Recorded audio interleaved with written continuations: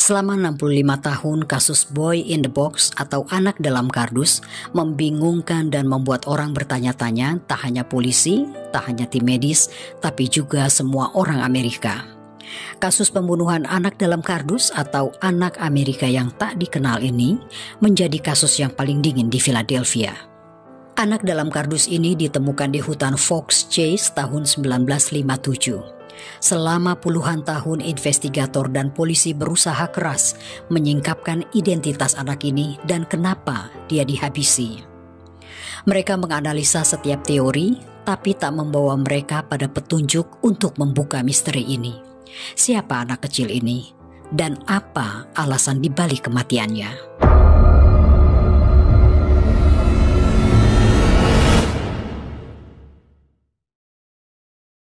Philadelphia adalah kota bersejarah. Disinilah lahir negara Amerika Serikat.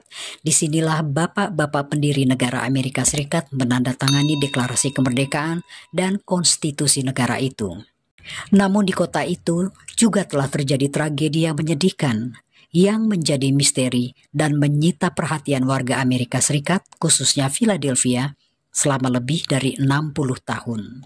Pada tanggal 25 Februari 1957, seorang mahasiswa, Frederick Benonis, sedang meluncur di tepi jalan Susquehanna. Tiba-tiba dia melihat seekor kelinci berlari masuk ke semak-semak hutan. Tahu kalau hutan Fox Chase itu banyak perangkat muskrat dan kelinci, pemuda itu pun turun dari mobilnya untuk melihat kelinci tadi. Jangan-jangan sudah masuk perangkap. Tapi dia nggak melihat kelinci itu lagi. Matanya justru tertuju pada kardus usang. Dengan penasaran dia dekati kardus itu dan begitu terkejut ketika melihat bocah kecil dibungkus selimut di dalamnya. Frederick pun langsung lari meninggalkan tempat itu. Besoknya dia mendengar kabar seorang anak perempuan berumur 4 tahun bernama Mary Jane Barker hilang. Pemuda itu pun berpikir, jangan-jangan mayat kecil yang dia lihat kemarin itu adalah Mary. Frederick pun langsung pergi ke kantor polisi melaporkan penemuannya di hutan Fox Chase. Bersama polisi, Frederick kembali ke tempat dia menemukan kardus itu. Anak itu sepertinya dipaksakan masuk ke dalam kardus yang ukurannya jauh lebih kecil daripada badannya. Dia tak berbusana, hanya ditutupi dengan selimut flanel. Sekujur tubuhnya penuh dengan memar, dan kulitnya dipenuhi dengan luka gores. Ada bekas operasi yang sudah sembuh pada pergelangan kaki dan pangkal paha. Ada bekas luka berbentuk huruf L di bawah dagunya. Rambutnya tampak seperti baru dicukur. Segumpal rambut masih menempel di kulitnya dan selimutnya. Namun secara keseluruhan anak itu dalam keadaan bersih. Kuku kaki dan kuku tangannya dipotong sangat pendek. Pelakunya sepertinya memandikan anak itu setelah dia dihabisi lalu dibuang ke hutan. Matanya biru, rambutnya coklat terang. Hasil otopsi menyatakan anak kecil itu berumur sekitar 4-6 tahun, beratnya hanya 15 kg. Ini sangat kurang untuk usia 4-6 tahun. Dia menderita cedera berat pada wajah dan kepala. Ditemukan beberapa pecahan tempurung kepala di selimutnya. Kematiannya dikarenakan karena pukulan benda tumpul di kepala. Dia sudah tewas antara 3 hari sampai 2 minggu. Polisi pun membuat cetakan telapak kaki, sidik jari, cetakan gigi, dan berharap semua itu akan memberikan jawaban satu saat nanti. Anak dalam kardus itu sudah pasti bukan Mary Jane Barker yang sedang hilang. Tanggal 28 Februari 1957, Mary ditemukan dalam keadaan tewas di dalam lemari di sebuah rumah kosong. Kematiannya bukan dihabisi, tapi karena aksiden. Anak 4 tahun itu sedang bermain-main di rumah kosong dan masuk ke dalam lemari, tapi dia tak bisa mengeluarkan diri lagi dari sana selama 3 hari. Dia pun mati karena haus dan kelaparan. Rest in peace, little Mary. Kita kembali lagi ke anak dalam kardus. 300 polisi dan warga setempat turun menyisiri area. Mereka menemukan topi corduroy biru, syal anak-anak, dan sapu tangan dengan ukiran huruf G. Juga ditemukan baju wanita dan anak-anak. Tapi semua itu tak memberi petunjuk kecuali kardus karena ada nomor seri di situ. Kardus itu adalah bungkus ayunan bayi yang hanya dijual di toko JCPenney. Toko itu hanya menjual 12 ayunan dan semua dibeli dengan tunai. Jadi tidak ada cek atau catatan lain tentang pembelian itu. Polisi mengundang semua pembeli ayunan tersebut, tapi dari 12 pembeli yang datang hanya 4, dan mereka semua tak terkait dengan anak dalam kardus. Polisi masuk dari rumah ke rumah mencari informasi. Mereka juga mencetak 4.000 lembar poster foto anak dalam kardus untuk disebarkan di media cetak, supermarket, pom bensin, bahkan pada kertas tagihan listrik dan gas. Mereka juga menyebarkan ciri-ciri anak itu ke radio-radio. Seorang pelukis bahkan membuat gambar dengan versi lain, bukan hanya wajah, tapi dibuatkan seolah anak itu sedang duduk dengan baju lengkap untuk membangkitkan ingatan bagi siapa saja yang mungkin pernah melihat anak ini. Dan sekali lagi, gambar-gambar tersebut dicetak dan diedarkan di koran-koran. Namun sayang, semua usaha itu tak membuahkan hasil. Kasus anak dalam kardus menyita perhatian banyak orang, termasuk detektif Stevenson Purnell dari Long Island, New York. Dia menghubungi detektif yang menangani kasus anak dalam kardus dan menyatakan kalau ada kemiripan wajah pada anak dalam kardus dengan Stephen Craig Damon, anak yang hilang sejak tanggal 31 Oktober 1955 di Long Island. Setelah dibandingkan, ternyata Stephen pernah berobat karena masalah ginjal dan tangannya patah sebelum dia diculik. Anak dalam kardus tidak ada masalah ginjal dan tangannya tidak patah. Namun karena perbedaan fisik antara Stephen dan anak dalam kardus, maka teori detektif Purnell gugur. Lalu masuk lagi laporan tentang seorang pria yang naik bis dengan seorang anak kecil. Belakangan diketahui pria itu bernama Charles Spies, 36 tahun, dan anaknya Terry Lee Spies, 8 tahun. Ibu sang anak Wilhelmina datang ke kamar mayat untuk mengidentifikasi apakah anak dalam kardus itu adalah anaknya. Karena dia sudah tidak melihat anaknya itu lebih dari 1 tahun. Tapi begitu dia lihat, dia bilang, "Ini bukan Terry, anak saya."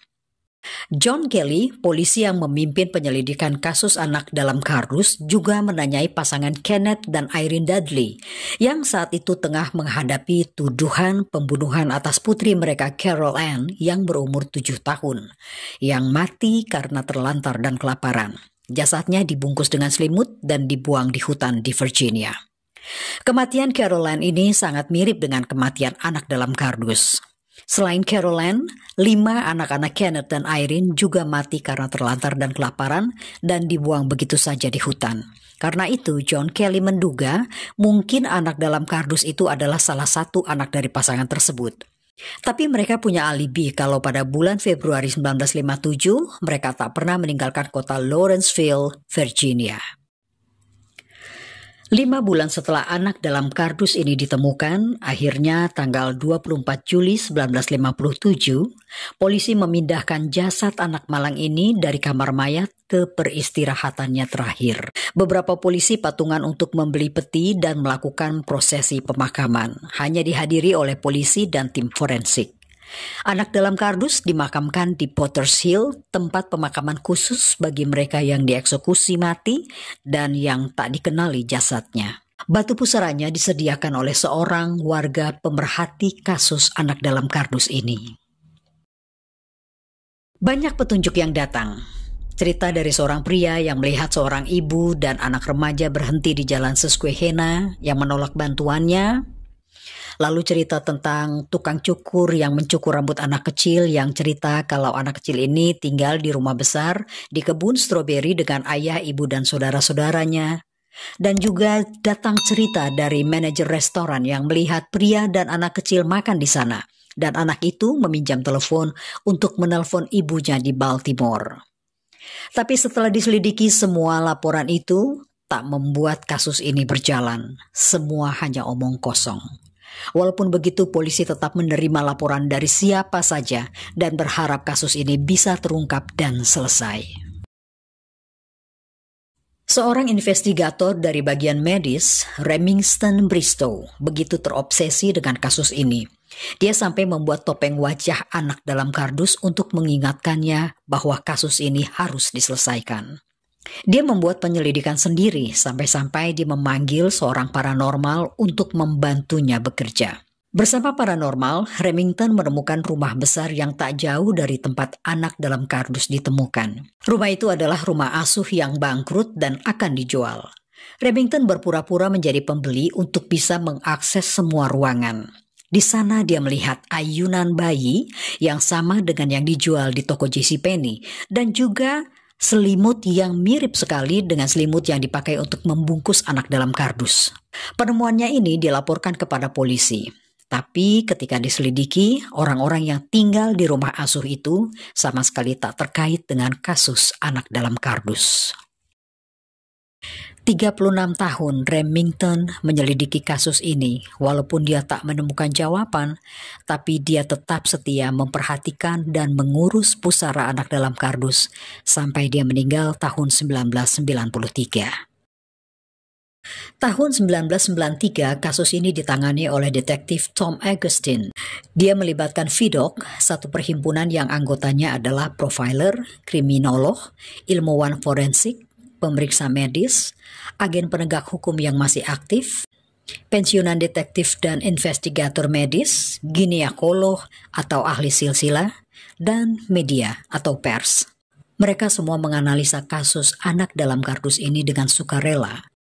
Tahun 1998, kepolisian dan investigator sudah memakai teknologi DNA dalam menyelesaikan kasus kejahatan. Maka pada bulan November 1998, detektif Tom Augustine memutuskan untuk menggali makam anak dalam kardus untuk mengambil sampel DNA mitokondrial dari giginya untuk mencocokkannya dengan keluarga si anak satu hari nanti.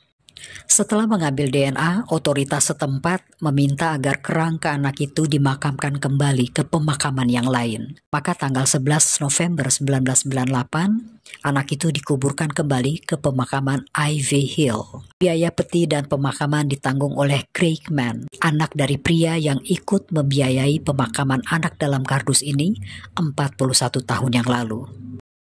Tahun 2002, muncul seorang wanita bernama Martha membawa informasi dan petunjuk baru bagi polisi. Dia bilang ibunya pernah membeli seorang anak kecil bernama Jonathan pada tahun 1954. Waktu itu Martha masih remaja. Dia tidak mengerti kenapa ibunya membeli anak kecil hanya untuk dimarahi, dikasari, disiksa, bahkan diserang secara seksual dan dikurung di ruang bawah tanah. Martha nggak bisa bikin apa-apa karena dia sendiri juga sering mengalami kekasaran dari ibunya. Dia sangat takut pada ibunya. Martha ingat pada tanggal 25 Februari 1957, ibunya marah besar pada Jonathan. Karena anak kecil itu muntah setelah makan kacang panggang. Ibunya memukuli Jonathan dengan kejam, membanting kepalanya ke lantai hingga berdarah dan pingsan. Ibunya berusaha menyadarkan anak itu dengan memandikannya, tetapi luka-lukanya tak bisa membuatnya bertahan hidup. Setelah itu Martha dipaksa ibunya untuk membantunya menutupi kejahatannya. Mereka pergi ke daerah terpencil di hutan Fox Chase dan berhenti di tepi jalan Susquehanna.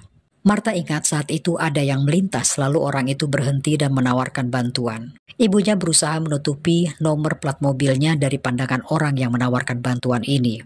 Semua yang Martha ceritakan merujuk ke kondisi fisik anak dalam kardus. Dan ceritanya berkaitan dengan pria yang puluhan tahun yang lalu datang dengan cerita bahwa dia melihat seorang ibu dengan anaknya yang remaja berhenti di jalan dan semua cerita itu cocok. Tapi polisi tak serta-merta percaya kepada Martha. Polisi pun mencari tahu kehidupan Martha dari tetangga dekatnya. Dan mereka bilang semua cerita Martha itu konyol karena Martha tak pernah tinggal dengan seorang anak kecil waktu dulu.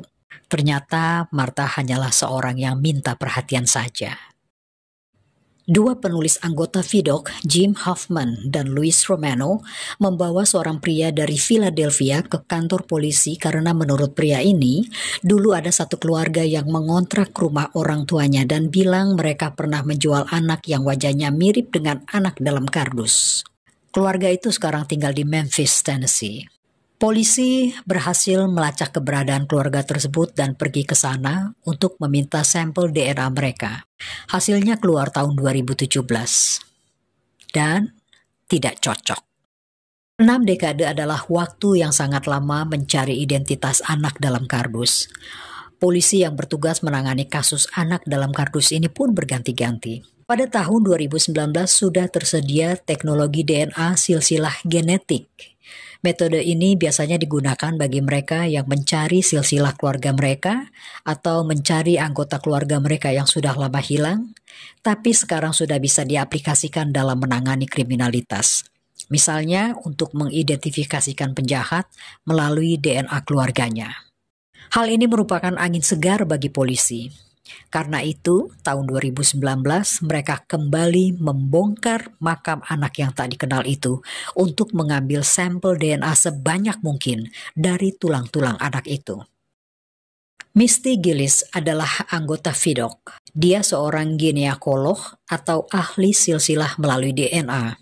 Satu saat, Misty terpaku pada komputernya ketika muncul nama Justin Thomas yang DNA-nya cocok dengan DNA anak dalam kardus.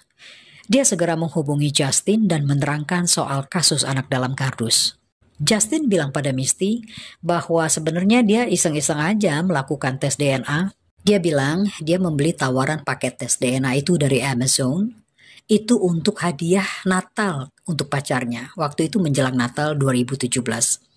Tapi segera setelah paket datang melalui pos, mereka putus. Lalu Justin berpikir, kenapa nggak saya coba sendiri ya? Udah, itu aja. Setelah itu dia nggak mikirin apa-apa lagi. Dia nggak pernah membayangkan dalam hidupnya kalau dia akan terkait dengan anak dalam kardus. Bahkan cerita tentang anak dalam kardus pun dia nggak banyak tahu sebenarnya. Untuk memastikannya, polisi mengundang ibu dari Justin untuk kembali melakukan tes DNA ginekologi. Hasilnya, ibu Justin adalah sepupu dari anak dalam kardus. Melalui ibu Justin, diketahui bahwa ibu anak dalam kardus itu bernama Mary Elizabeth Abel. Polisi berhasil mendapatkan sertifikat anak dalam kardus. Anak itu bernama Joseph Augustus Zarelli. Joseph lahir dari hubungan di luar nikah. Namun begitu, nama ayah anak itu tetap tercantum di sertifikat, yaitu Augustus Zarelli. Tahun 50-an di Amerika adalah hal yang memalukan memiliki anak di luar nikah. Karena itu, Mary Elizabeth Abel yang dikenal dengan nama Betsy menyerahkan bayi Joseph untuk diadopsi tak lama setelah melahirkan. Setelah itu, dia tak pernah lagi melihat bayinya. Orang tua Joseph, Augustus Zarelli, dan Betsy tak pernah menikah, masing-masing malah menikah dengan orang lain. Betsy menikah dengan Joseph Plunkett dan punya 4 orang anak. Dia meninggal dunia pada tahun 1991 karena kanker paru-paru. Augustus Zarelli menikah dengan Cynthia dan mereka juga punya 4 anak. Augustus dikenal sebagai pengusaha konstruksi yang sukses. Dia meninggal dunia tahun 2014 pada usia 87 tahun. Tak jelas apakah Augustus ini pernah tahu bahwa Betsy pernah mengandung anaknya. Dan tak jelas juga apakah dia pernah tahu tentang putranya, Joseph. Sungguh malang sekali nasib Joseph Augustus Zarelli. Dia dikandung dan dilahirkan hanya untuk menghadapi penderitaan dalam hidupnya yang singkat itu. Selama 65 tahun, Philadelphia dihantui oleh misteri identitas anak dalam kardus itu.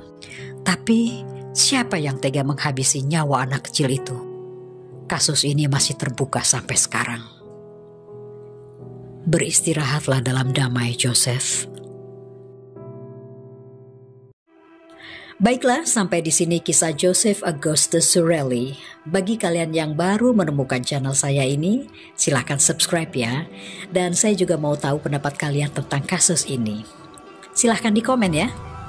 Oke, terima kasih buat support kalian. Dan please jangan berhenti memberikan dukungan untuk channel ini supaya bisa lebih berkembang lagi. Kita jumpa lagi di lain kisah. I love you all. Bye.